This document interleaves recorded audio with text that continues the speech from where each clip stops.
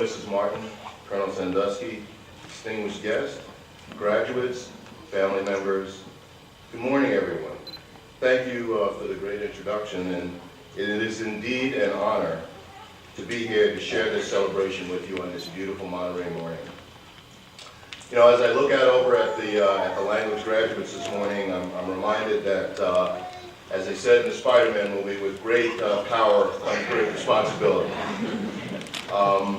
And I know that you've been acquainted, many of you, with your military duties and responsibilities, but some of you may not be familiar with some of the additional responsibilities that you will pick up due to your new mastery of the new language. And there are two in particular that I'd like to go over, and they pertain particularly to the Chinese students, but I'm sure they pertain to the Farsi and Korean students as well. The first one is translating for your parents in a Chinese restaurant.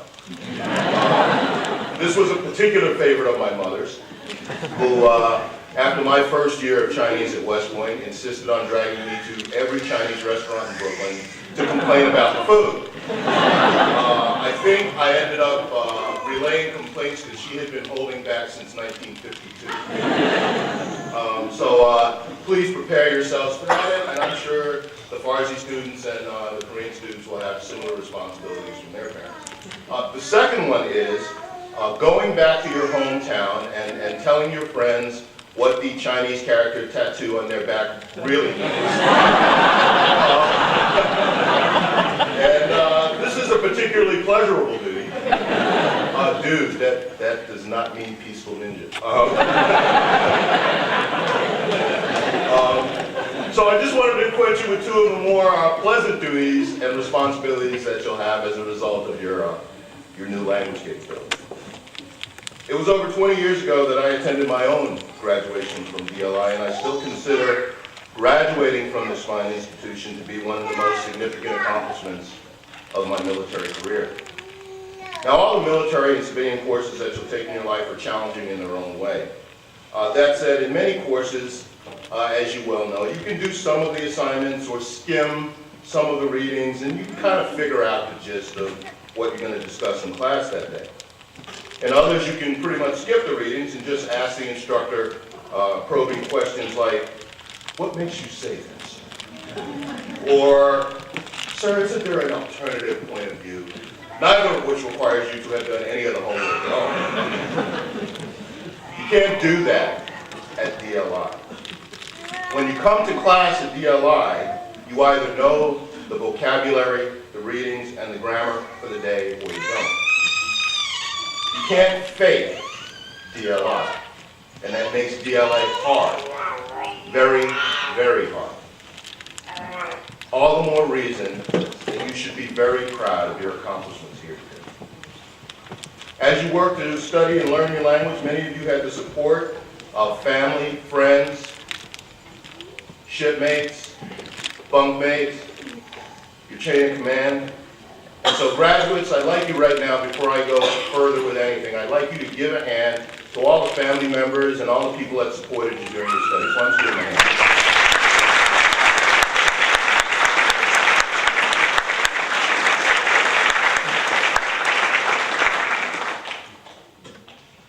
Now, I'm sure your instructors here at DLI did an excellent job of teaching you. But don't be too discouraged if you have some rough spots as you go out and use your language in the real wide world. I started studying Chinese in 1975, 4 years before the U.S. even recognized China. And by the time I had first set foot in China in the 1980s, I already had about 7 years of formal Chinese instruction, and I thought I was good. Well, I got to that busy Beijing street and was dismayed to find out I didn't have a clue what those people were talking about. And they couldn't understand me. Mark Twain once said, in Paris, they simply stared when I spoke French. I never did succeed in making those people understand their own language. And you know, that's kind of the way I felt the first time I went to Beijing, but I'm here to tell you, don't get discouraged. I didn't, and neither should you. With practice and experience, my abilities got better, and so will yours.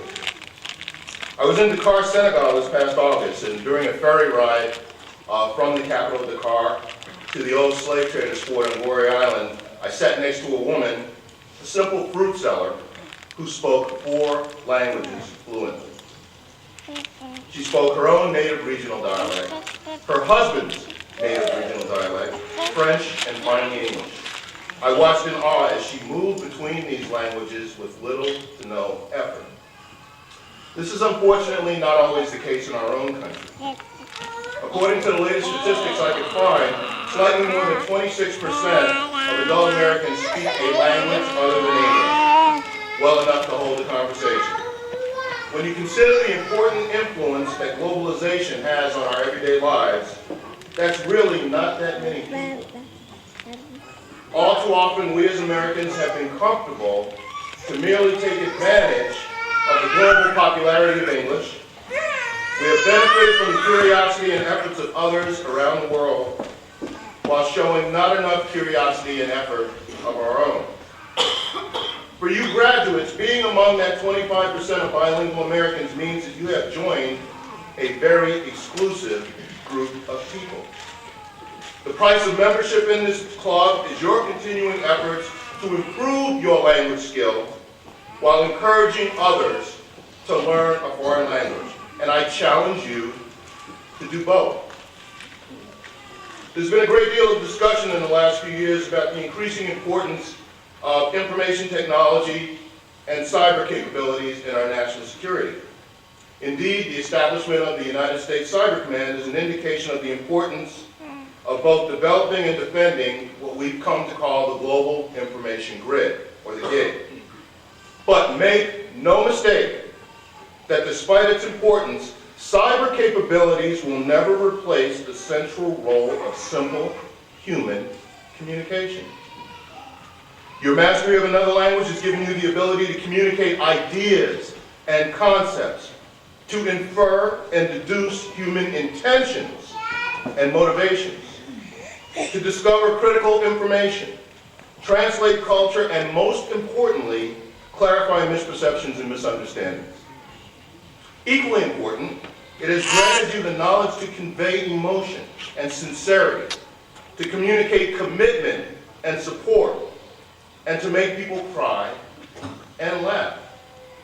One of my favorite Chinese instructors once told me, if you can discuss politics and economics in another language, you're pretty accomplished. But if you can tell a joke in Farsi and people laugh, now you've got something. There isn't a computer on the planet that can do that, but you can. That makes you a very powerful team member in support of your country's interests. In the years to come, as you interact with people around the world, you will be the ears and, more importantly, the voice of your country and the Department of Defense. You are the core of our peaceful engagement with the world. You are DLI's non-kinetic solution to our nation's security challenge. You are a critical node in the human global information grid, the most important information grid of all. Alexander Solzhenitsyn, the famous Russian dissident and author, once said, "Own only what you can carry with you. No language, no countries, no people. Let your memory be your travel bag." Graduates, if your memory is your luggage as you leave DLI, let language be your passport to new cultures, new adventures, and a new perspective on the world around you. Congratulations again. As they say in Chinese, "Yi Lu Ping An." I wish you the best of luck and success in all your future endeavors, and I look forward to working with you out there in the field. Best of luck. Thank you very much.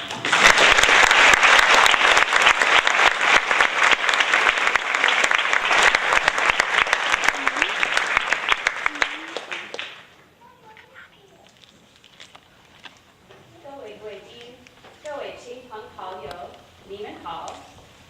Welcome everyone, distinguished guests, family, friends. 经过63周的刻苦学习，在经历了许多困难和挫折以后，我们终于骄傲地站在这里。been a long 63 weeks, and for some of us, even longer. 是你们给了我们不断的支持和鼓励，使我们从活到不定广词到同义词的辨认等，掌握了相当程度的中文知识。You've been there to support us through it all, from more, to object markers to a plethora of homonyms. 有一个很好的例子可以说明是如同的用法。Here's an example of the different ways we can use the word sure. 有一句汉语来描述这段话是这样的：是是是是是是是是是是是是。是是是，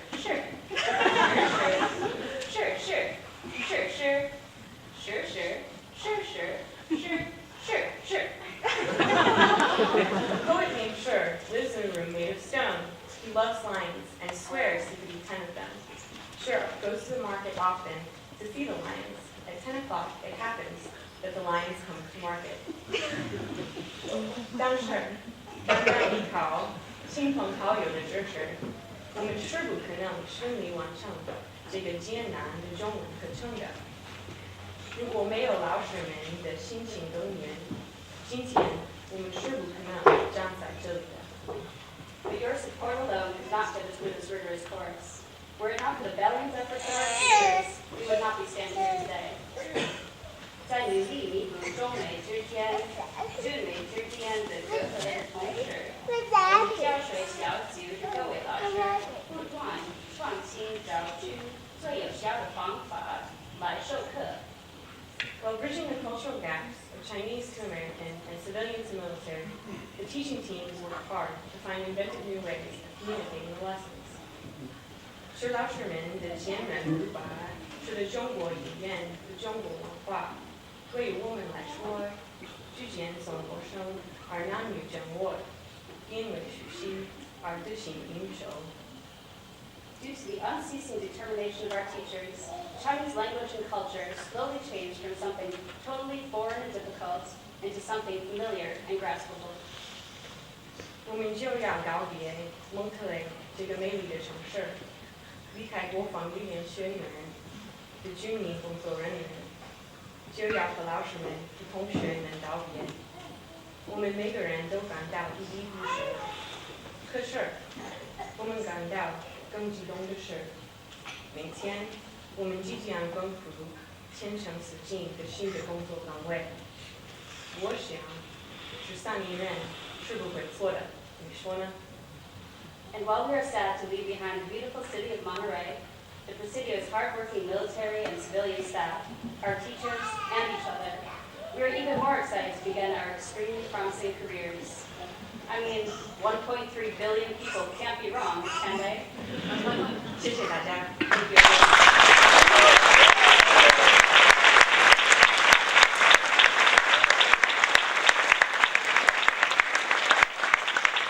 Thank you, Petty Officer Ray Sherrill, Airman First Class Michael Sullivan, and Petty Officer Second Class Caroline Wilkerson.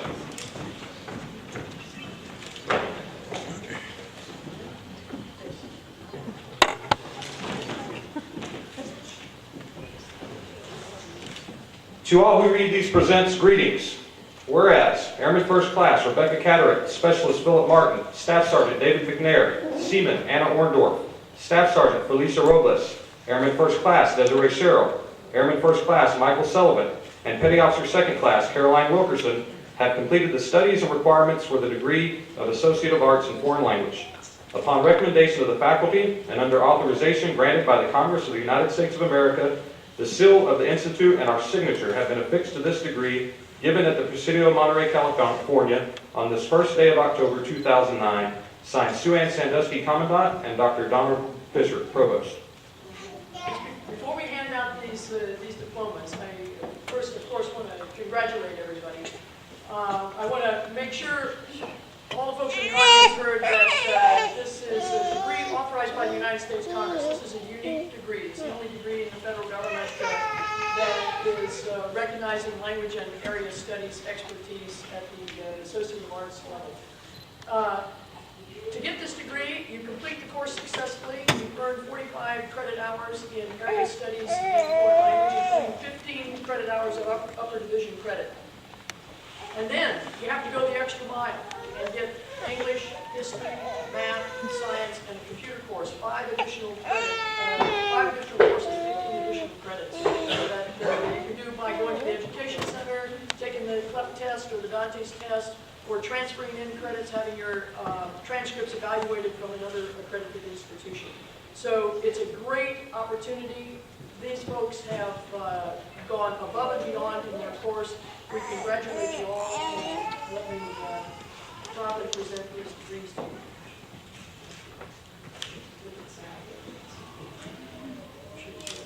And unlike some institutions where they don't have the real diploma in there at graduation,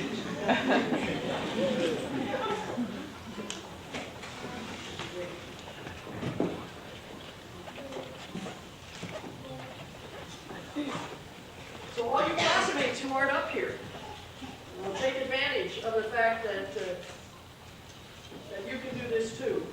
And you can send your test results and your transcripts into our registrar, and get your stuff evaluated and get this degree later.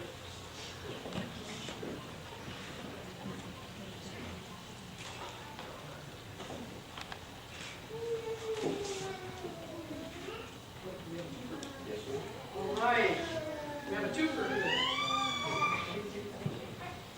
This is Wilkerson has Russian and Chinese. Wow.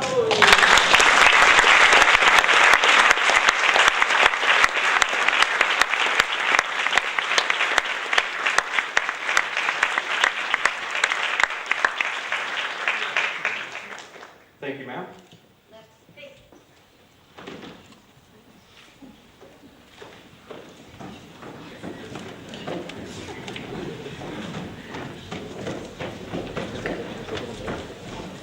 Today, we also have the honor of presenting 7 awards. The Defense Language Institute presents awards to students for academic excellence and accomplishments in their service units, and it is presented to the student who graduates with a minimum final GPA of 3.7 and graduates with honors, has shown a high interest in foreign language study, and has made strong leadership contributions within the military unit, the academic classroom, and the local community. Here to present the Commandant's Award is Colonel Sue Ann Sandusky. The recipient of this award is Lance Corporal Joshua King, United States Marine Corps, with a final GPA of 3.7 and DOPT scores of listening 3, reading 3, and speaking 2.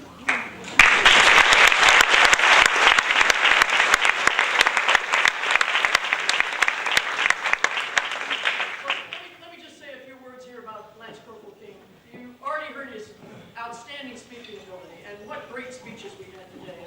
The Korean speeches were outstanding, all the speeches were. What fluency and what great control of the language. Those results, 3.32, 3 on our scale of 0 to 5, 3 is general professional proficiency, 3 in listening, general professional proficiency level, 3 in reading, and 2 in speaking, which is well above what we're expecting to come out of a basic course. Absolutely outstanding. Great point.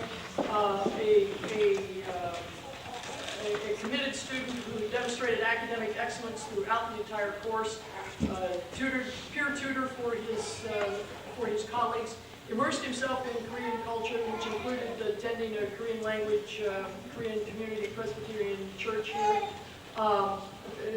eagerly participated in the Korean Hangul Essay Day and Korean Independence Day. Heard him sing the national anthem, and he sang in Korean for those Korean Cultural Day events, participated in the Korean Language Safety Day poster contest, and on and on and on. That's kind of on the academic side. But in the Marine Corps detachment, he was also a leader in his platoon, fire team leader, platoon guide, platoon scribe. Just a great all-round talent. The total package that this country needs is exhibiting great leadership and great linguistic ability. So let's go ahead and publish the orders. Attention to orders. Department of the Army. This is to certify that the Secretary of the Army has awarded the Army its listening ability, reading ability, and speaking ability. And they're kind of low numbers, 3, 2, 1. But what 3 is the professional level. course who graduates with a minimum GPA of 3.7 or graduates with honors. Has shown a high interest in foreign language study and has made strong leadership contributions within the military unit, the academic classroom, and the local community. Here to present the Command Sergeant Major's Award is Command Sergeant Major Kenneth Clark. The recipient of this award is Petty Officer 2nd Class Caroline Wilkerson, United States Navy, with a final GPA of 3.8 and DOPT scores of listening 3, reading 2+, and speaking 2.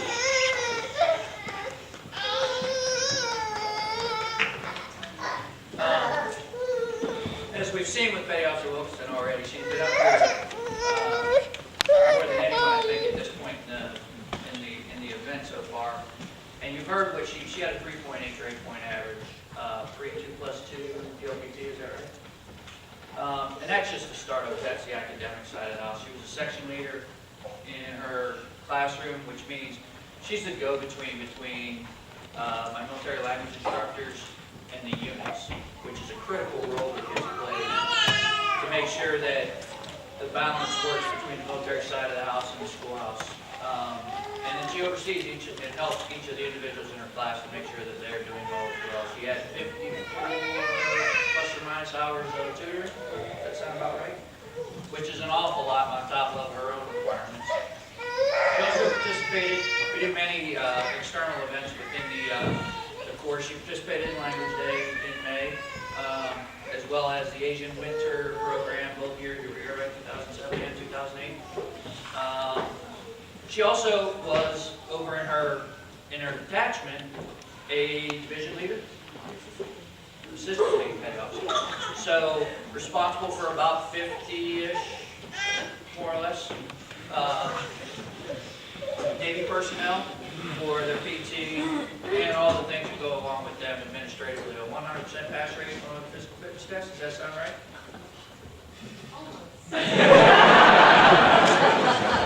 Well, clearly Lieutenant Commander Caver doesn't have a focus on physical training over there. I know.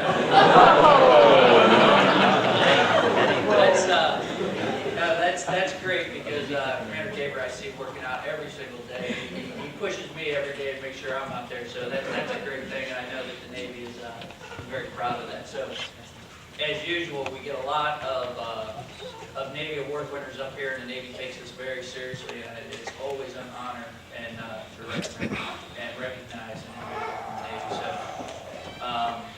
you're a great example of being a non-commissioned officer. I appreciate that.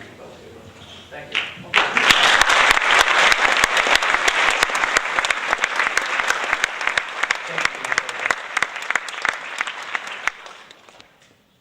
Our next award is the Kiwanis Club Award. It's presented to a military graduate for high... A1C Desiree Sherrill, San Diego, California. A1C Michael Sullivan, Minneapolis, Minnesota, graduating with honors.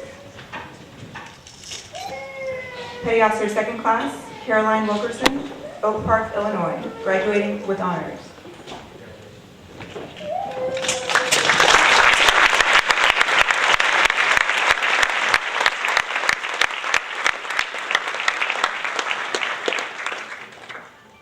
Green Class 51108, prepare to graduate. Skills. So absolutely incredible. It's a huge honor for me now to re-enlist Petty Officer 2nd Class Wilkerson. So with that, it is the family here. You got mom? Stepdad. Okay. All right, you ready to do it? Okay, I'm going to have you raise your right hand and then any particular angle you want to do this? Oh yeah, you get discharge first. Cool. Attention orders. Honorable discharge from the Armed Forces of the United States of America.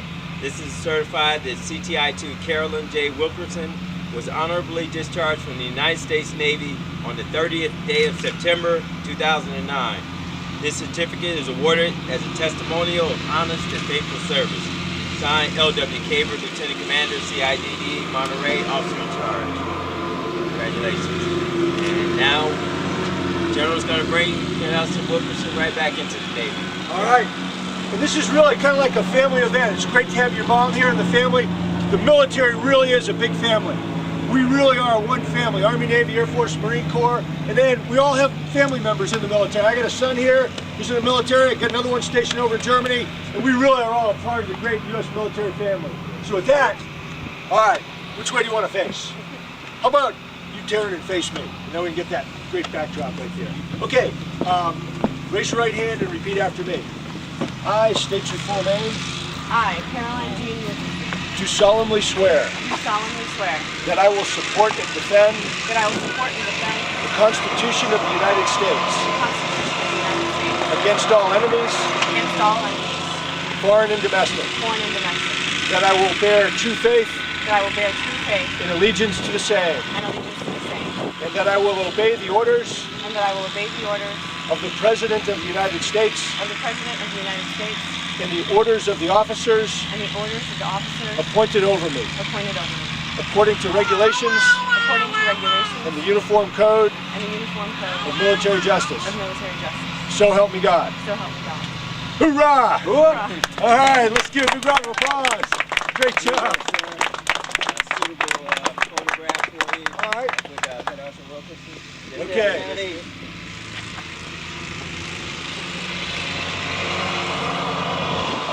One, why they joined the U.S. military, and then number two, why they're re-enlisting. So, over to you. Before I enlisted in the military, I used to see military service members, and they walked a little taller. They handled themselves with other people with more confidence because they knew they were part of something bigger than themselves, and I wanted that. I wanted to be a part of that. And after almost 6 years now, the military has given me a lot, more than I could have ever asked for, and I still have more to give back.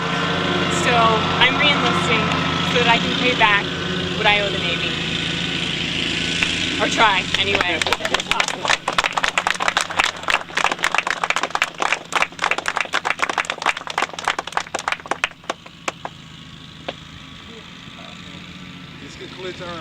For 30 years, and my wife Maggie is there in the orange jacket, Maggie wave, and what keeps us going, what really makes me love serving in uniform is to be able to serve with great young Americans like Petty Officer Second Class Wilkerson, like all of you here, like you great troopers right here, like this great leader here.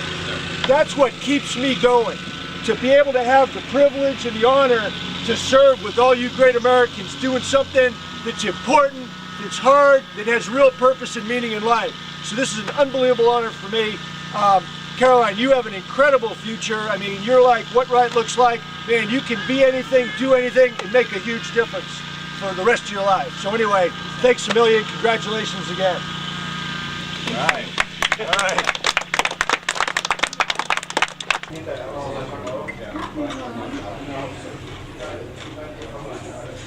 Okay, here was this.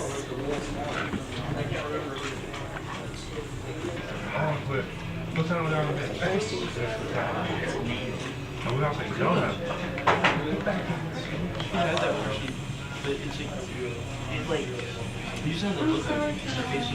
Sorry, Mom.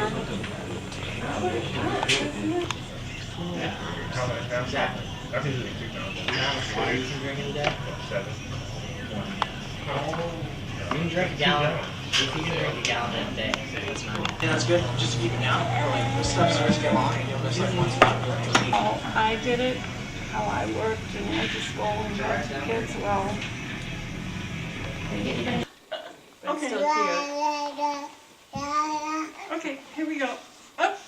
Up, try again. Okay, you both were looking down on that one.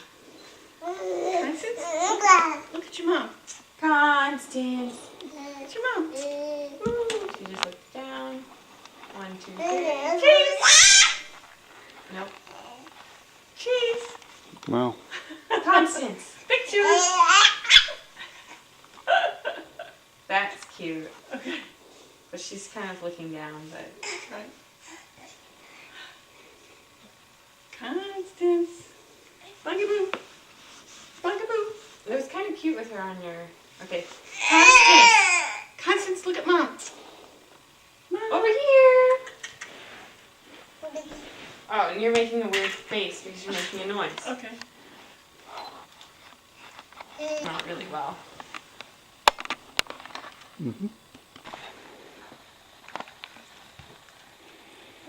What happened? Why did it turn off?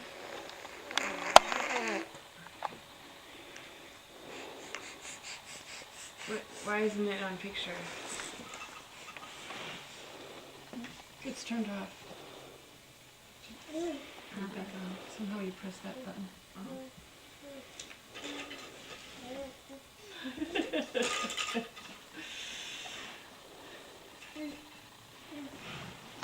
People used to say I had the most photographed children.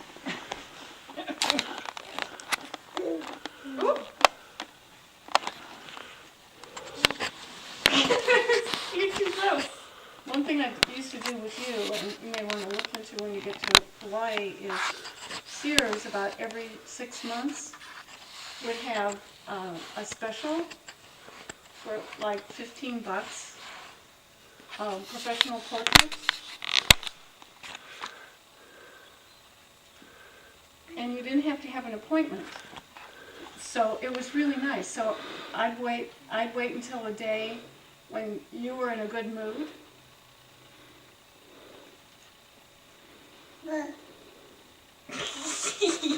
You would, Chelsea. And take you down and get professional portraits. And then when Kate came along, I did the same. So I'd have... Mom. Hey, Constance. Whoop, whoop, boom, pow.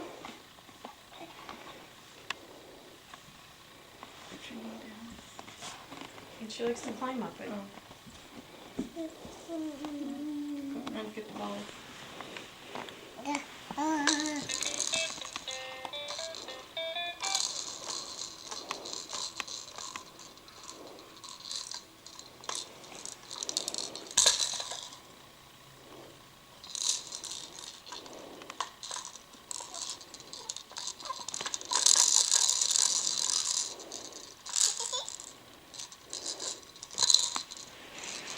Constance, look.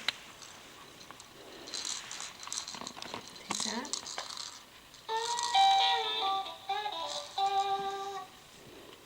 Can you slide it?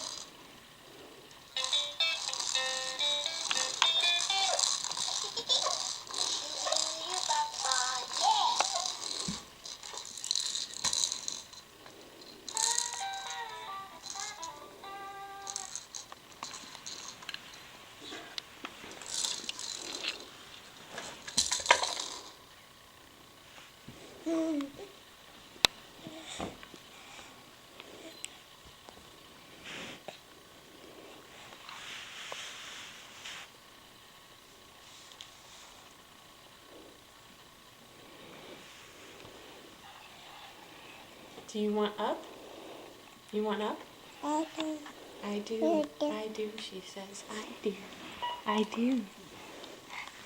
Up. Constance. You didn't say looking at her long enough. Where you going?